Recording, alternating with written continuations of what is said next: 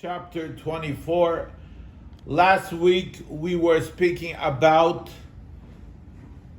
climbing the mountain and getting closer to God. That was in verse 3, climbing the mountain and getting closer to God. Mi yaleh b'har Hashem, who will go up onto the mountain, umi yakum, and who will stand bimkom kadsho, in his holy place. So we were talking about going up to the mountain, getting closer to Hashem, living a little more of what we learn about, living a little more of what we believe in. But there are two phrases we use in this verse. One is Ya'aleh, to go up, and one is Yakum, who's going to stand.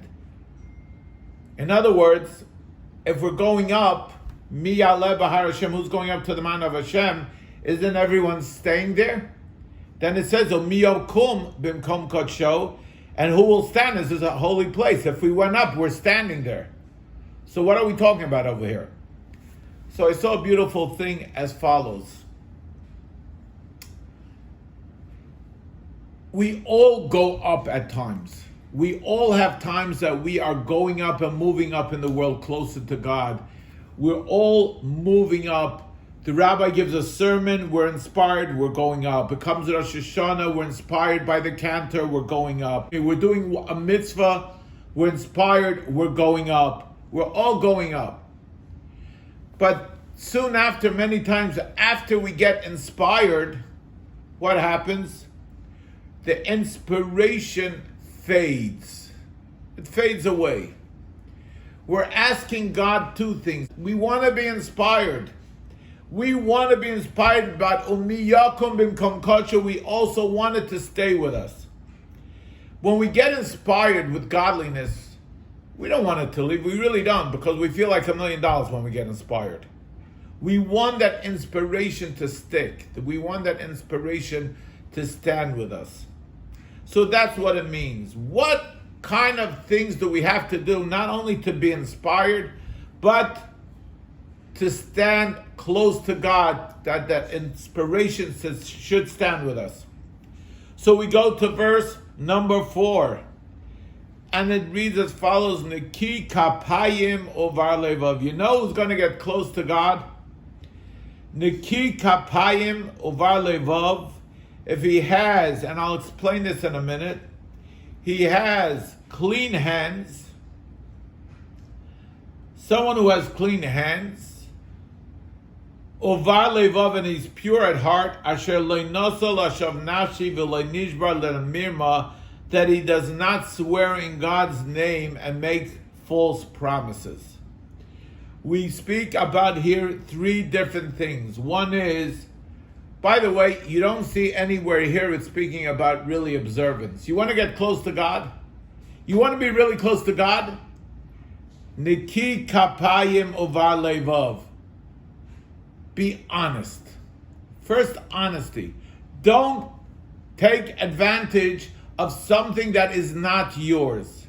Don't use money and try to finagle something that is not yours. That's what he's telling us. That's the first thing. You can be as religious as Moses. You can stand a whole day with the talus over your head. You can say Tehillim a whole day and learn a whole day. But if Niki kapayim ovar levav, if you're not pure at heart and you're not honest, you're dealing with crooked things, you use money that's not yours, you're davening, your talus over your head, it doesn't mean anything.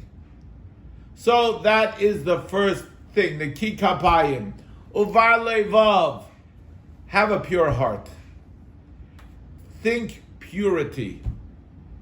And then it says, asher loinosa lashav nashi v'loinishbar le'mirma, be careful what you say.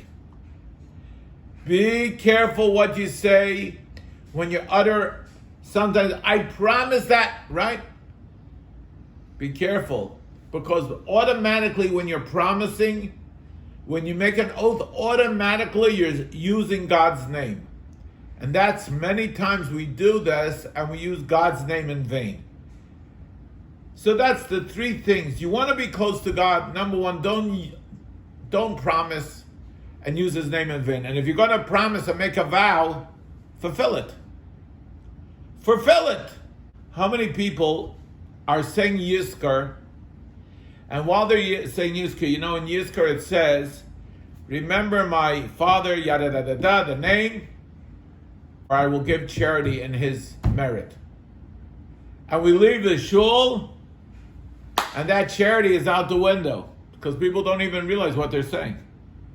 Or how many times is it we're at a Yizkar appeal? Or we're at some type of a fundraising event, and everyone's calling out $1,000, $1,800, 10 times high, 20 times high, 100 times high. I decide 100 times high, and we never see that. Or how many times is it people want to give a kiddush, or a membership, or whatever it is, and now we have to run after the money. That's using basically God's name in vain. You're making a promise, it's a donation, and you're making people beg for it. That's using God's name in vain. So we have to be very careful. But the first thing is, as the verse says, Niki kapayim uvar levov. It's very funny, my friends, people, when it comes to money, we'll do anything for money. People go crazy over money. Not only do they go crazy over money, people stop talking to people and families. Families are broken up because of money, because of inheritance. How many people do we know? Families that we all know, that they're broken up because of money, right? So one of the greatest Kabbalists was also, Spanish Kabbalists, was also a bit of a poet. And he wrote a beautiful thing, and he says as follows: Adam daig al damov. A person is always concerned about his money. He's going after money, always pursuing that money, and fighting over inheritances, and fighting over money, and messing people up because of money, and stepping on their loved ones because of money, and stop talking to friends because of money. It's always because of money. People are worried, chasing money, but people are not that concerned and not that worried about the loss of days. Every day that goes by is another day lost. And all we're using that is for what? Pursuit of money. We think, like I said the other day, happiness, the pursuit of happiness, the money is what's going to bring us happiness. So the poet continues, wait a minute, money disappears. Money disappears. Today it's here, tomorrow it's gone. No one knows. People during the last 4 months have been sitting on top of the world. And the stocks crashed, and this crashed, the economy went down, boom, they fell down. Look at what went on in the world. Money is here today, gone tomorrow. But yet, days cannot be made up. If we lost our days and we didn't use them properly, you can't make them up. And that's why it's so important. Neki kapayim uvar levov, says David HaMelech. Be pure at heart. Be honest. Use your days right. Pursue, as I said the other day in my class, meaning. Make your life meaningful. And what does that mean? That means in order to be meaningful is a purpose. And purpose means you're always giving. You're not taking. Happiness, pursuit of happiness is you're always taking. And taking advantage of people. And doing the wrong thing sometimes. Always looking for that extra buck. But we have to know, says David HaMelech, that doesn't make us happy. Because happiness means nothing today. It's here, tomorrow it's gone. It's always taking. And the great Rabbi Jonathan Sachs, said that the greatest cure for depression is giving. doing for others. It's an amazing thing. So that's what David HaMelech is telling us in verse number 4. Let's go down to verse number 5. And if that's the case, says King David, if we're going to be pure at heart and honest, and we're not going to waste our time, use our days properly, make our days purposeful, make our days meaningful, Yisa beracha, verse 5, Yisa beracha me'es Hashem. Such a person will receive blessings from God, ustaka and charity, melekei Yishai, from the God of his salvation. It's an amazing thing. You want to reap the blessings. You want to receive the blessings. You want to be able to give blessings. Be pure at heart. Use your days properly. That's why tzaddikim, great people, righteous rabbis, sages, are able to give brachas, blessings. Why? Because they are pure. They are pure at heart, pure at speech, and pure at deed. We call that the three concepts of the soul, machshava, dibur, and maisa, which is thought, speech, and action. They are pure in all three, so they can give a bracha. Bracha comes from the word also brecha in Hebrew, which means what? Brecha means a pool of water. Water is always flowing. If we want to draw down and flow down our blessings, draw it down from heaven, we go to someone for that blessing who can draw it down for us. And that is someone who is constantly pure of speech, pure of mind, and pure of action. Next we go to verse 6. A beautiful, beautiful, meaningful verse.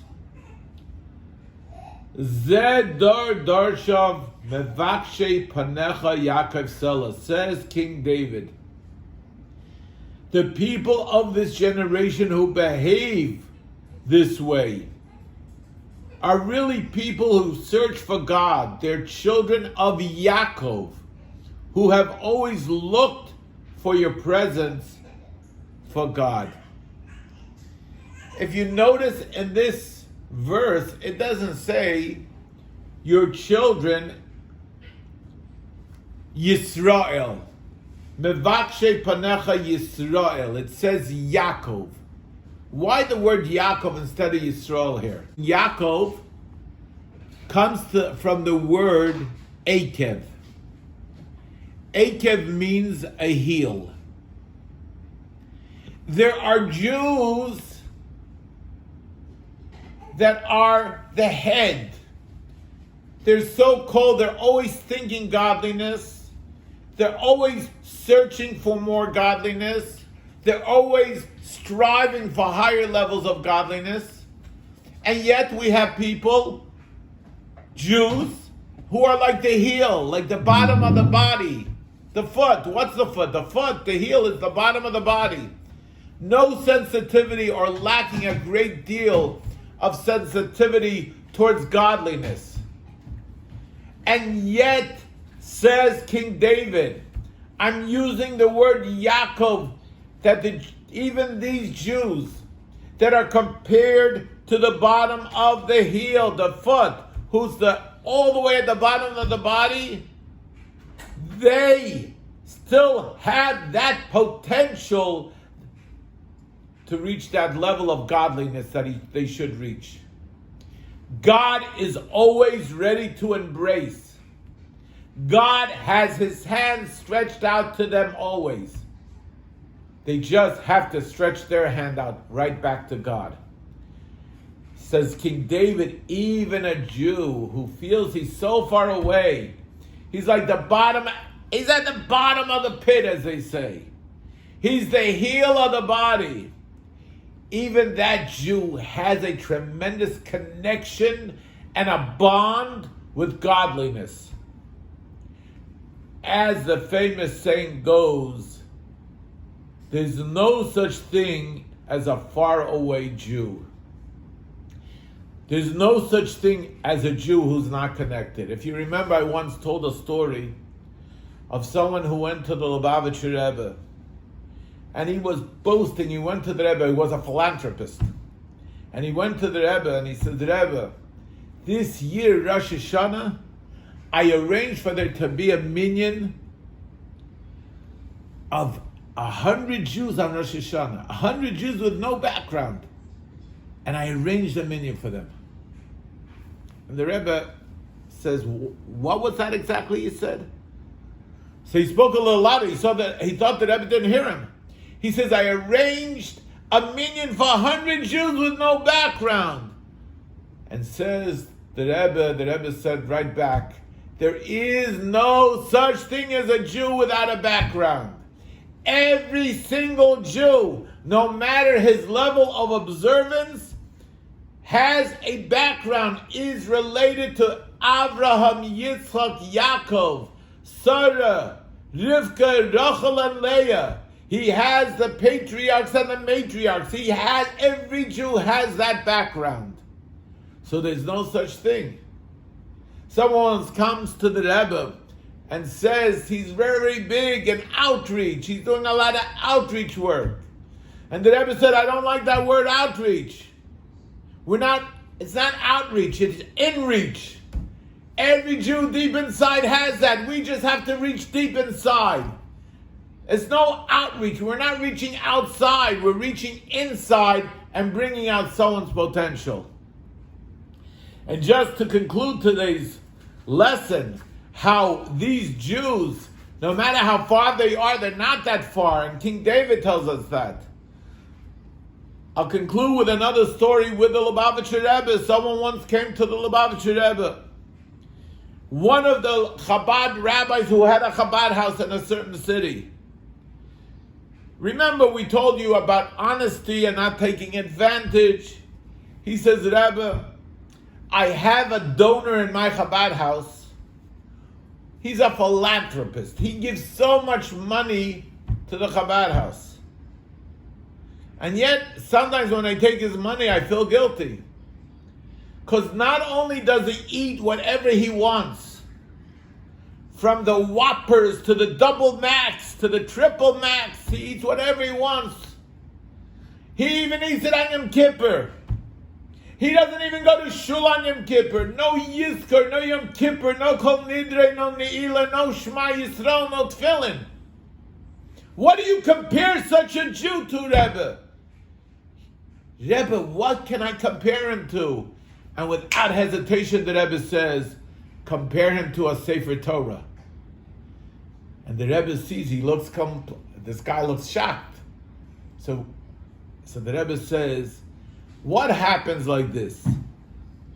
You're reading a Sefer Torah, you're in the middle of reading the Torah scroll in the synagogue on Shabbat. And all of a sudden you see there is a mistake with a letter, or two letters are touching, or whatever it is, and you're not allowed to read from that Torah anymore. So what do? You roll it up, you take the scroll cover and cover it, and then you take the belt, which is on the inside usually of the cover, you put it on the outside to remind you that that Sefer Torah, that scroll is not good and it has to be fixed. Now that you're not allowed to read with it, says the Rebbe, are you allowed to take that Torah and bang it on the floor? Of course not. It's a holy book. It's a Sefer Torah. Are you allowed to dance with that Sefer Torah on Simchat Torah? 100%. It's a Torah scroll. It's a holy book. Just what? There are few mistakes in it. Comes the sofer, the scribe, has to check it all over and find every mistake and fix it up little by little till it's good. Says the Rebbe, that's a Jew. A Jew is so holy, he's a walking Sefer Torah. Just what? Every Jew has a few mistakes. So what do? Little by little, someone has to come and fix them up a little bit. Explain to him what their mistake is, explain to him his holiness, explain different things to him. That's the scribe of the soul. But every Jew, said the Rebbe, is a walking Sefer Torah. Every man, every woman, every child, every chassid, every litvak, every Jew to one extreme, every Jew to another extreme, it doesn't matter. No matter what level of observance, every Jew, says the Rebbe, is a walking Sefer Torah. And we just have to come little by little and fix the mistakes. This Chabad rabbi was in total shock to hear this from one of the greatest leaders of the generation. So that's, David HaMelech is telling us this. That's why he uses the word Yaacov, which comes from the word heal. Mevatshe panacha Yaacov. Even those Jews that we think are completely lost sometimes, they're like at the bottom of the pit, the heel of the body. They're never lost. They're never at the bottom. Not only that, what part of the body holds up the head? What part of the body holds up the entire body? It's the bottom of the foot. That's how great these Jews are. We can't have a complete body, a complete nation, without even a Jew who seems to be so far. So what do we have to do? Little by little explain and fix a Jew up and show him what God is and explain to him godliness and so on and so forth. I wish everyone having to have a good day, a great day. Stay safe. If there's anything I can do for anyone, please let me know. Of course.